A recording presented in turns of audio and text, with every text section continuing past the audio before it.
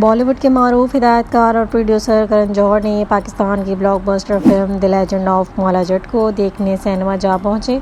समाजी राब्ते की site Twitter पर करण जौहर की एक तस्वीर वायरल हो रही है जिसमें वो बैरून मुल्क किसी सिनेमा में the legend of Maula Jatt film से लुत्फ अंदोज हो रहे हैं। करण जौहर और the legend of Maula Jatt के मरकज़ी किरदार फवाद खान को इनका करीबी दोस्त भी समझा जाता है। यही वजह लोग कराया सराय कर रहे हैं कि वो अपने दोस्त के लिए फ़िल्म देखने गए।